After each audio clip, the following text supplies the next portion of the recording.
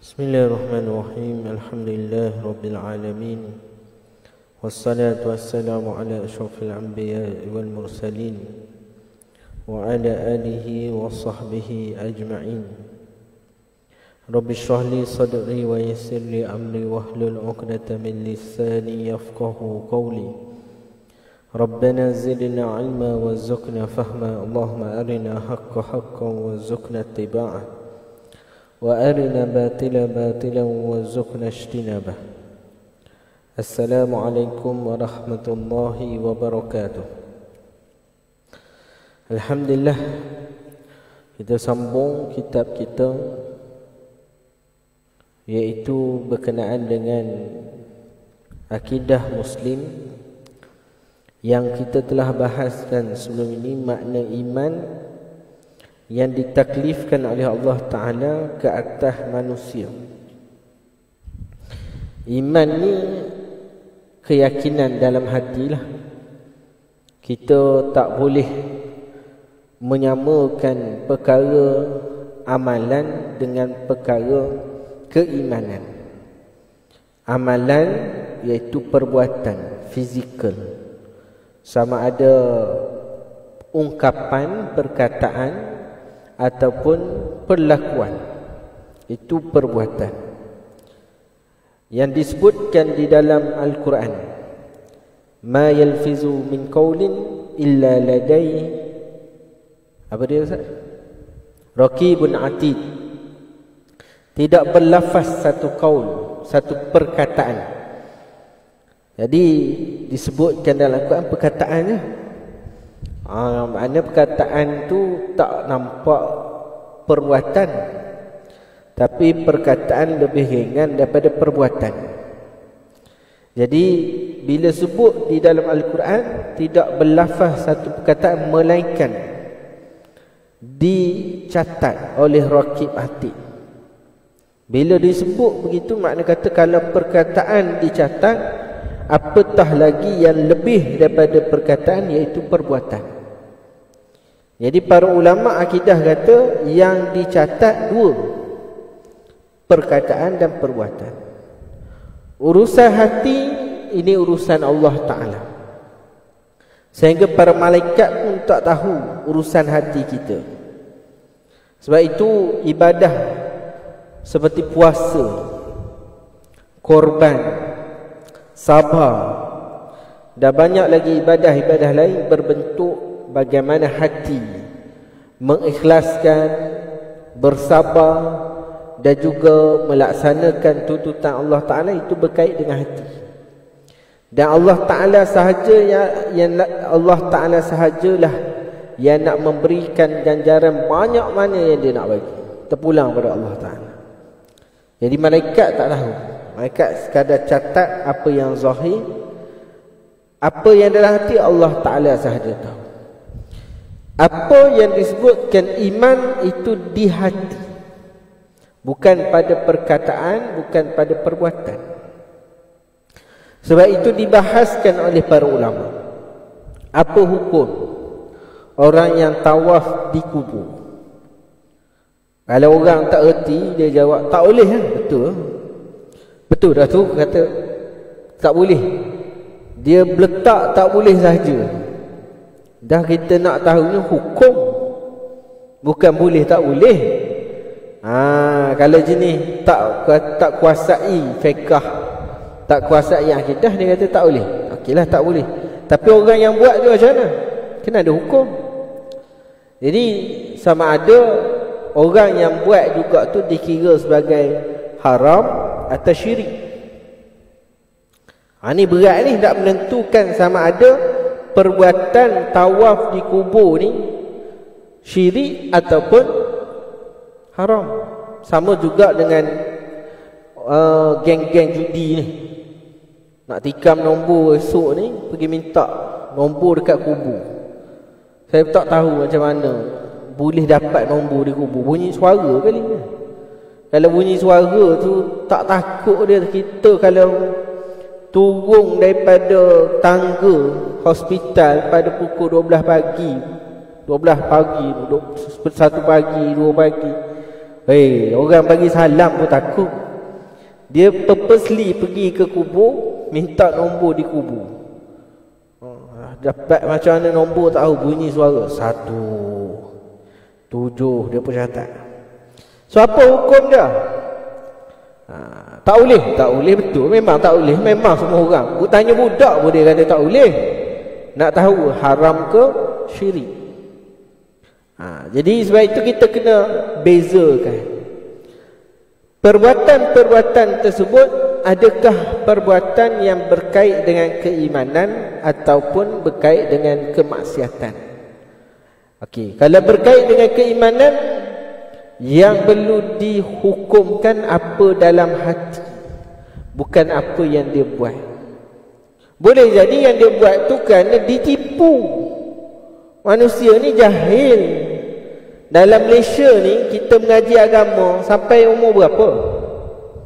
Umur kita mengaji agama ni sampai umur berapa?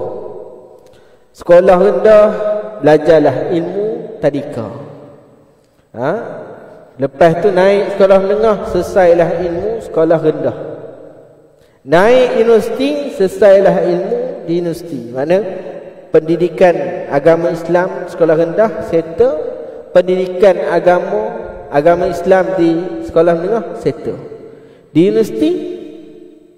universiti, ketika mana kita berada satu tahap yang otak dah agak matang, yang telah kita didedahkan dengan pelbagai dugaan, cobaan yang menggugat akidah dan perlakuan kita sebagai umat Islam, di universiti tidak ada subjek agama. Kecuali orang ambil bidang agama. Kalau ada pun, yang baru-baru ada, dia panggil TITAS, Tamadun Islam. Adalah. Tapi bukan isu akidah, bukan isu fiqh, tasawuf dan sebagainya. So ilmu yang ada pada tahap masyarakat di Malaysia ni, ilmu sekolah rendah. Kalau dia tak belajar lagi peringkat di di masjid-masjid, tak belajar, tak sambung lagi, tak perdalamkan lagi ilmu dia di tempat-tempat pengajian, maka ilmu dia peringkat sekolah menengah. Sedangkan kalau kita kata nak minta kerja lah, ilmu setakat SPM gaji rendah daripada ilmu peringkat diploma. Ilmu peringkat SPM lagi rendah dibayar gaji daripada orang yang lepasan degree. Makna kata rendah sangatlah SPM, tapi itu je ilmu agama yang kita bawa. So boleh jadi orang tu ditipu, tak tahu. Jadi dia, orang kata dia ni dah 10 tahun tak dapat anak, maka pergi jumpa Tok Bomoh kat mana, entah sesapan kelubi mana dia pergi, jumpa Tok Bomoh. Tok Bomoh kata ni, ambil benda ni, ikat dekat dua jari, kemudian pegang keliling, pergi cari kubur, pusing kubur. Berapa kali Tok Bomoh? Pusinglah 5 ataupun 7 ataupun 9 bilangan ganjil. Dia pun ikut. Pasalnya dia buat begitu, dia panggil petua Tok Bomoh untuk dapat anak. Dah kalau begitu, adakah syirik? Ni salah, ya salah, haram betul, tapi nak kata syirik belum tentu. Sebab iman ni di dalam hati. Jadi perbuatan zahir tak boleh dihukumkan kafir. Seorang yang begitu, dia ditipu dah, terdesak juga nak dapat anak, 10 tahun nikah tak dapat anak, pergilah jumpa Tok Bomoh. Tok Bomoh hajar, dia buatlah. So dia buat tu bukan kata dia menyembah kubur, ataupun dia buat kerana dia mengagungkan orang yang mati, ataupun menyembah berhala, tidak. Tapi petua. So keadaan begitu hukumnya haram, tapi tak boleh kita katakan sebagai syirik. Syirik-syirik ni mesti dalam hati.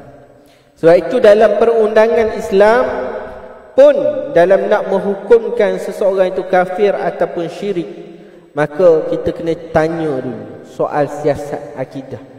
So hakim dia kena soal, dalam hati orang ni, pesalah ni, OKT ni, orang yang kena tuduh ni, apa yang dalam hati dia, hakim kena gali, qadi kena gali, ataupun mungkin peguam bela ke, peguam cara lah, peguam bela tak lah, peguam cara akan soal. Nak tahu apa yang dalam hati, kemudian baru boleh dihukumkan sebagai syirik ataupun kufur.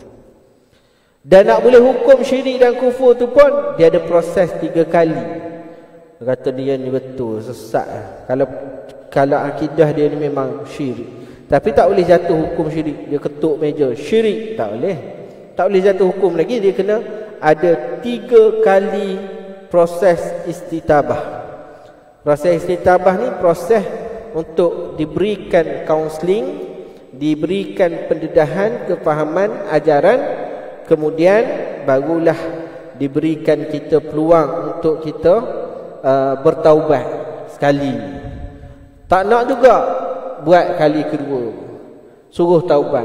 Tak nak juga buat kali ketiga, suruh taubat. Tak nak juga. Lepas 3 kali tak nak taubat, barulah boleh dijatuhkan hukuman kafir ataupun syirik. Cuma di Malaysia ni tak ada hukuman. Di Malaysia last sekali punya hukuman adalah dimasukkan ke konsultasi akidah, ataupun pergi ke hantar ke pusat pemulihan akidah. Tu di Malaysia lah. Dia tak sampai tahap kafir atau syirik. Yang mengaku Tuhan Harun pun ada. Di Malaysia cukup lekat. Imam Mahdi ada, Tuhan ada, Rasul ada, Rasul Melayu ada, Tuhan Harun ada, Imam Mahdi ada, cukup lengkap lah Malaysia. Tapi di Malaysia adakah dijatuhkan hukuman mati ataupun dijatuhkan hukuman syirik murtad? Tak. Di Malaysia dia punya peruntukan adalah pergi ke pusat pemulihan akidah.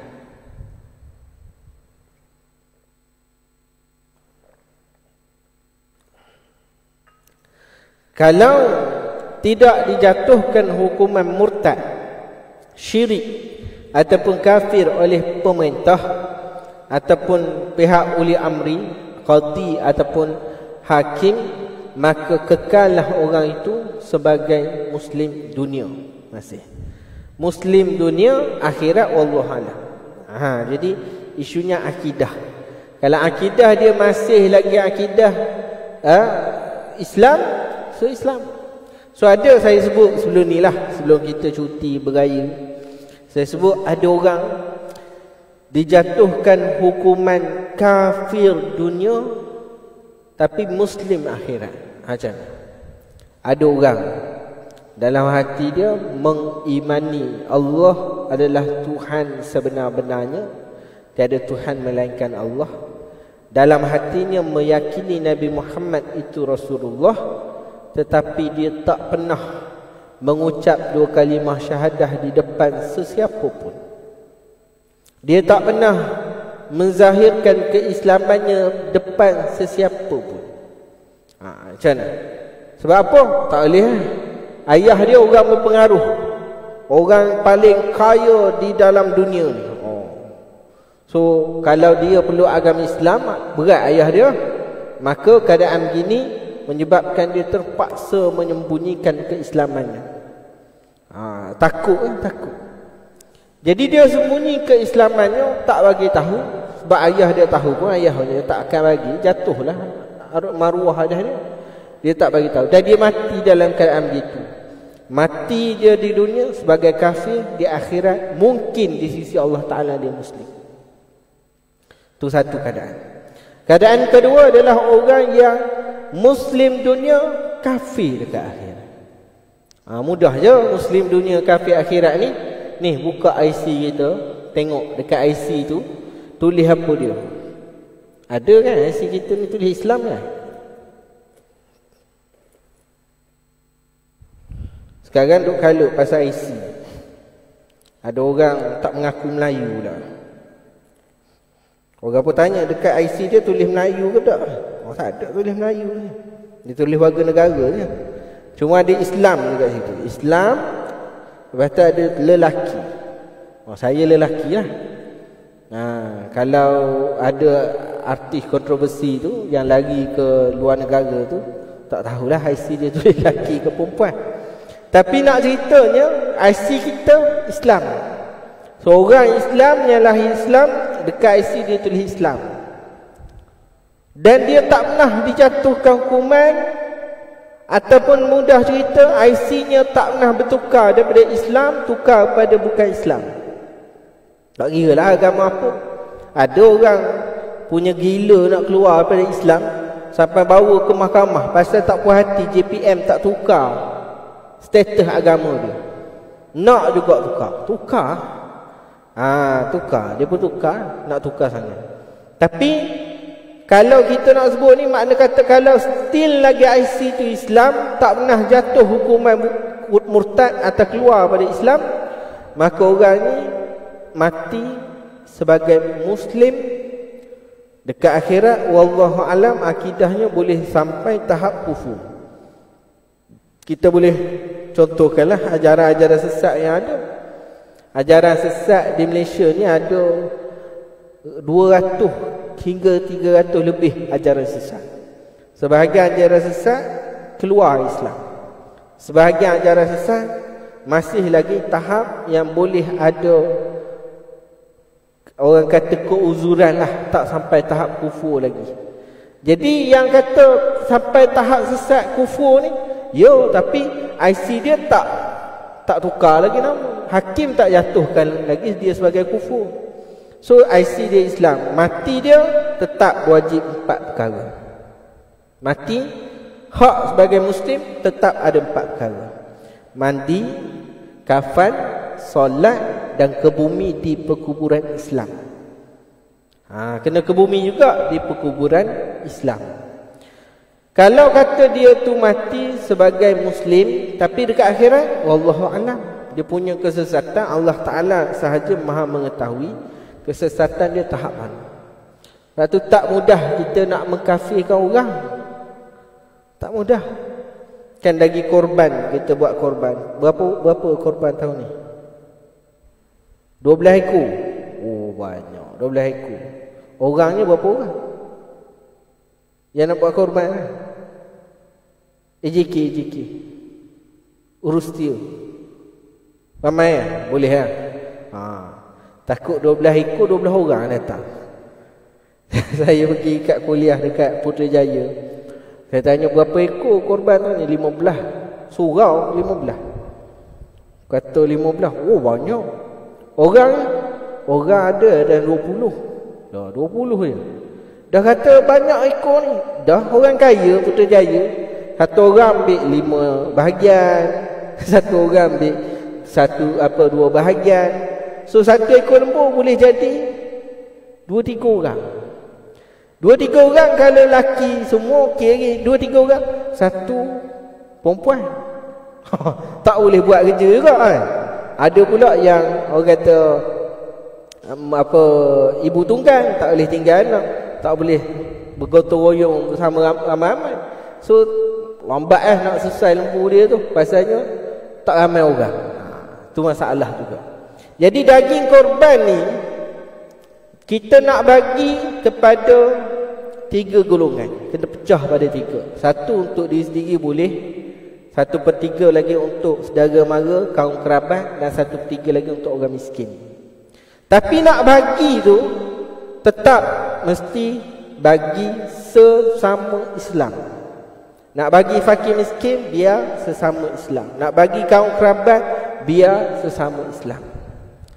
Sebab dia tak boleh diberikan kepada orang kafir. Bayangkan kalau ada fatwa yang mengatakan kumpulan sekian kita tak terima daging korbannya. Ni berat, bahaya. Dia secara tidak langsung telah mengkafirkan kumpulan-kumpulan tertentu. Sedangkan untuk mengkafirkan kumpulan-kumpulan ataupun orang Islam ni, kuasanya bukan pada ulama. Orang tu mengaji sampai PhD, ada 10 PhD. Oh hebat. Habis PhD hadis, sambung PhD syariah, sambung PhD usuluddin, sambung PhD. Banyak PhD dah. Adakah dia boleh menghukumkan kafir pada orang? Tak boleh. Dia sama kes cerai. Aku ceraikan kau dengan 2 talak tu, yang duk viral sebelum raya. Dia ulang sampai 3 kali. Aku ulang, aku ceraikan kau 2 talak. Habis duk bergaduh lagi, aku ulang. Ni aku nak balik ni, aku ulang. Aku ceraikan kau dengan 2 talak. Dari segi ustaz boleh sebut lafaz talak yang berulang ada 2. Berulang dalam bentuk taukid, takkid, iaitu menguatkan. Aku cerai. Oh, bunyi 3 kali. Tapi sebenarnya takkid sahaja, iaitu menguatkan sahaja ataupun penegasan sahaja. Jatuhnya satu. Tapi kalau pengulangan itu berlaku dengan adanya lafaz lain, aku ceraikan kau dengan 2 talak, dia pun gaduh. Kena aku ceraikan kau dengan 2 talak, gaduh. Aku ceraikan kau dengan 2 talak, gaduh. So dia ada perantaraannya, ada diselangi dengan percakapan yang lain daripada lafaz talak. Jatuhnya kalau 1 talak jatuh, kalau 3 kali ulang 3 talak jatuh. Jadi kalau dia lafaz 2 talak, 3 kali ulang, berapa talak jatuh? Yang cakap 6, mana ada 6 talak? 3 lah maksimumnya, tetap jatuh 3. Itu ustaz bolehlah cerita, mana kata gini-gini hukum dia jatuh 3 talak. Tapi tetap bukan kuasa seorang ustaz untuk menceraikan 2 laki bini. Dia mesti kuasa hakim. Kuasa hakim. Sama juga dengan nak mengisytiharkan untuk pergi jihad. Bila dah teruk sangat Palestin diserang, maka Kesatuan Ulama Dunia telah mengeluarkan satu fatwa wajib keluar jihad. Bila kata wajib keluar jihad, maka sebahagian orang semangat keluar jihad. Komando, yang PGA, yang dah pencing, kata ni peluang nak jihad. Boleh ke tidak? Tak boleh. Kuasa untuk menyeru supaya keluar jihad adalah milik pemerintah setiap negara. Itu yang disebutkan oleh para ulama Azhar. Kalau kita di Malaysia, kita kena dengar seruan jihad daripada YDPE. PM pun tak boleh, Menteri Pertahanan pun tak boleh. Keluar jihad boleh diseru oleh Yang di-Pertuan Agong sahaja. Yang di-Pertuan Agong sahaja boleh buat seruan jihad. Luar daripada sana, ulama besar mana pun tak boleh menyeru untuk keluar jihad. Kita nak sebut apa ni? Nak sebut dalam agama ni, bukan kita mudah-mudah untuk hukum walaupun kita ada ilmu. Nak hukum orang ni murtad, nak hukum orang ni telah cerai jatuh berapa talak, nak hukum seseorang, satu orang boleh keluar jihad, nak hukum satu perkara berkaitan dengan contohnya harta pusaka. Harta pusaka, bila mati seseorang kena bagi harta pusaka. Ada ustaz buat servis untuk tolong kira pembahagian harta pusaka. Tapi ustaz tu kira bawa pergi mahkamah, ada harga? Tak ada nilai. Tak ada nilai. Tak boleh ustaz sebarang, walaupun ustaz tu alim lah, tapi tak boleh. Sebabnya perundangan itu ada kaedah-kaedah. Dia kena ada badan-badan tertentu yang boleh. Sama juga dengan penentuan arah kiblat. Ustaz ni hebat belajar tentang falak. Kalau rumah-rumah dia cek boleh. Di bangunan-bangunan premis tak boleh. Kalau ada ustaz-ustaz Persatuan Falak Syar'i ke apa semua yang buat pengesahan kiblat untuk surau masjid ataupun di pejabat-pejabat, di dewan-dewan tertentu, di hotel-hotel, tak boleh, salah. Dia mesti pihak berautoriti. Nak sebutnya bahawa dalam agama ni dia tak padan, tak habis orang ni alim, kita ikut dia, dah. Dia mesti pihak autoriti. Jadi pihak autoriti dalam nak mengkafirkan orang ni hakim. Kalau dahulu qadi ataupun orang-orang yang diberikan kuasa oleh pemerintah setempat masa tu.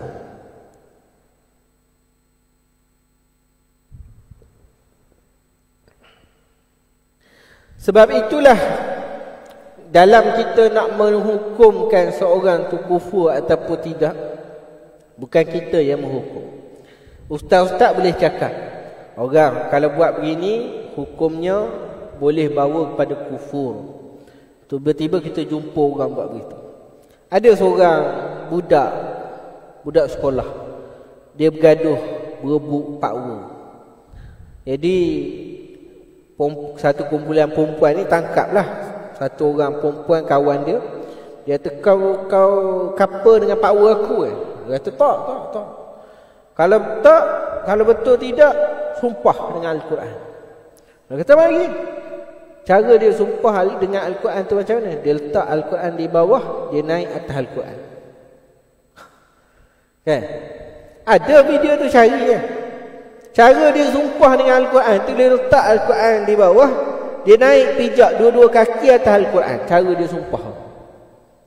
Dengan semua budak tu, begitulah dia persetujui, itu cara sumpah. Kita kalau kata, dia ni berat, kafir, tu ada. Ada itu istilah begitu. Dalam kitab kita pun ada sebut. Kalau orang yang membakar, mengoyakkan Al-Quran dan sebagainya, boleh membawa pada kufur, ya. Tapi adakah kita kata budak tu kafir? Tidak. Salah, dia salah, haram betul.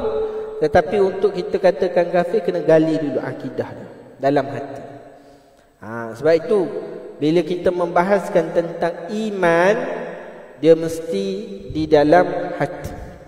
Tidak boleh apa yang dikaitkan dengan perbuatan sahaja. Perbuatan dia satu kayu ukur, indikator, parameter, tetapi dia bukan satu perkara yang mutlak. Jadi sebab itu bukan senang untuk tuduh seorang itu kafir ataupun tidak.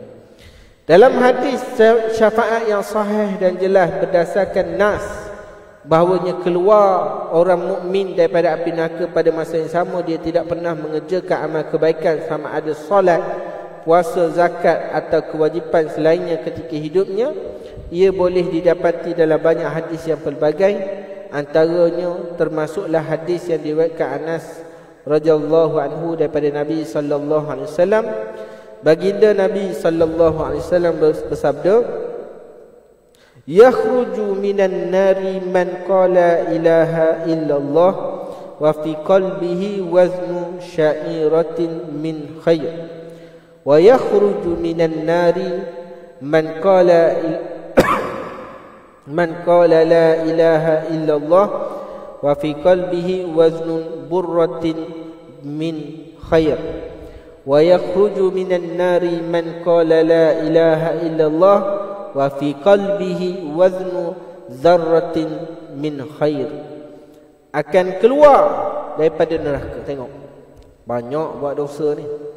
Kira dia ni tak pernah buat baik, yang dia buat dosa sahaja. Daripada balik sampai mati, kerja dia dosa sahaja. Jadi orang begini akan keluar daripada api neraka, orang yang mengucap la ilaha illallah dan di dalam hatinya ada kebaikan seberat biji bali. Kecil tu.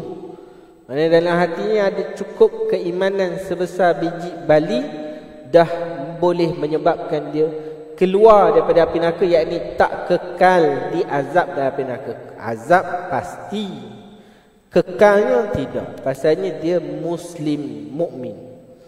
Dan wayakhulu minan nari, dan akan keluar daripada neraka sesiapa yang mengucapkan la ilaha illallah dan dalam hatinya ada kebaikan seberat biji gandum. Kecil lagi. Dan akan keluar sesiapa yang mengucapkan la ilaha illallah yang dalam hatinya ada kebaikan sebesar zarrah. Zarrah ni apa? Yang kita baca faman ya'mal misqala zarratin khairan yarah. Zarratin. Zarrah ni apa? Zarrah disebut di dalam kitab-kitab lama disebut sebagai kitab lama disebut satu semut hitam yang kecil, yang sangat kecil, berjalan di atas batu hitam yang legam pada waktu malam yang gelap. Maknanya benda yang sukar dilihat dan sangat kecil, zarrah. Ada ulama mengatakan zarrah iaitu biji sawi. Zarrah dengan makna biji sawi. Boleh jadi juga. Ada, kalau guru saya dulu dia kata kalau kita kebas kain, kita nampak macam ada benda yang berterbangan kecil, macam silau gitu. Tapi nampaklah benda. Itu dia kata zarrah. Sebenarnya yang nak dimaksudkan di dalam Al-Quran adalah sekecil mana pun perkara itu, sekiranya dia ada keimanan, walaupun sebesar zarrah, the smallest thing, smallest item, smallest yang kita kenal apa dia? Atom. Yang kita kenal lah. Ahli fizik dia kata ada lagi yang kecil daripada atom. So tak kira lah. Bila sebut yang paling kecil itulah dinamakan sebagai zarrah. Maka disebutkan di sini, kalaulah orang itu ada keimanan sebesar zarrah pun, dia akan keluar daripada api neraka, iaitu untuk apa? Untuk melepaskan diri daripada azab kekal dalam api neraka. Itu iman. Iman ni di dalam hati. Sebab tu dia kata wa fi qalbihi waznu zarratin min khair. Riwayat lain disebut min iman. Mana kata dalam hatinya ada sebesar zarrah daripada keimanan, maka dia boleh keluar daripada api neraka. Lepas tu para ulama' nak menyebutkan, kalau ada 100 sebab, dia dibicarakan dalam 100 sebab, 99 sebab mewajibkan untuk dia dihukumkan sebagai kufur. 99 sebab, daripada 100 sebab, 99 sebab orang ni kufur. Tapi sebab dia dibicarakan 100, ada satu sebab yang mewajibkan dia Islam. 100 maknanya 99 daripadanya jelas sabit kufur. Satu sahaja Islam. Maka para ulama kata ambil yang satu tersebut. Kerana mengeluarkan orang yang mukmin daripada keimanan itu suatu perkara yang berat. Bukan mudah kita kata kau kafir, tak boleh. Mengeluarkan orang mukmin daripada keimanan itu suatu perkara berat. Kalau hukum potong tangan ni, hudud tu, terlepas hukuman hudud, sebab apa? Sebab ada keraguan. Walaupun ada saksi, ada bukti, tapi ada keraguan yang telah dibangkitkan oleh pihak peguam bela, dan pada hakim keraguan ini menyebabkan dia rasa tak boleh jatuh hukuman hudud, maka tak boleh dijatuhkan hukuman potong tangan. Walaupun boleh dijatuhkan hukuman yang lain seperti diat ataupun denda-denda yang lain, boleh lah. Tapi hukuman hudud terlepas dengan ada sedikit keraguan. Apatah lagi hukuman qisas dan lain-lain tu, mana kata kalau ada keraguan terlepas. Sebab bukan mudah potong tangan, bunuh, jatuh hukuman mati dan sebagainya. Bukan senang. Ada keraguan terlepas. Itu bukan tahap kufur pun. Tiba-tiba orang yang solat macam kita, puasa macam kita, sembelih korban dengan kita, kita pun bagi korban kepada dia, dia bagi korban kepada kita. Solat menghadap kiblat sama dengan kita, maka tak boleh kita katakan dia sebagai kafir. Walaupun ada salah, silap, kesesatan, penyelewengan yang dia ada, tapi tak boleh kata kafir. Tak mudah untuk kafirkan orang ni. Terdapat sebuah hadis yang panjang, antara hadis-hadis syafaat berkenaan yang diriwayatkan oleh Abu Sa'id Al-Khudri. Fayaqulu ahlul jannah haula'i utaqa'ur rahman adkhalahumul jannah bighairi amalin amiluh wala khairin qaddamuh fayuqalu lahum lakum ma ra'aitum wa mithlahu ma'ah. Para penghuni syurga berkata, mereka adalah orang-orang yang dibebaskan oleh Allah Ta'ala, Tuhan yang Maha Pengasih. Dia memasukkan mereka ke dalam syurga tanpa sebarang amalan yang mereka kerjakan, tanpa sebarang kebaikan yang mereka lakukan. Lalu dikhabarkan kepada mereka, kamu dapat apa yang kamu lihat ini bersama gandaan seumpamanya. Tengok, ada orang yang disebut sebagai utaqa'ur rahman, orang yang Allah Ta'ala bebaskan daripada api neraka. Menariknya, Allah Ta'ala bebaskan dia ni bukan sebab ada amalan pun. Dalam hadis kata, adkhalahumul jannah bighairi amal amiluh wala khairin qaddamuh. Dia dimasukkan syurga selepas dibakar dalam api neraka dengan tak ada amal, tak ada kebaikan pun dia buat, tetapi dimasukkan juga kerana apa? Kerana ada keimanan. Jadi lain perbuatan dengan keimanan lain. Hadis ini menunjukkan bahawa masuknya orang mukmin ke dalam syurga sekalipun tidak mengerjakan amal kebajikan adalah kerana mereka membenarkan dengan dua kalimah syahadah. Sebab tu kita tengok ada setengah orang-orang kaya, jutawan di Malaysia, anak dia peluk agama Islam. Oh, kita kata hebat, anak peluk agama Islam. Tapi kita tengok dalam media sosial, live dia macam bukan Islam. So sekadar peluk agama Islam kerana nikah, tapi dalam kehidupan sama, minum arak, pergaulan bebas, tak tutup aurat, solat tak pernah, puasa tak pernah. Hanya sekadar tukar agama sahaja. Mengucap dua kalimah syahadah, ya, tetapi dari segi amalan tak ada, dari segi kebaikan tak ada.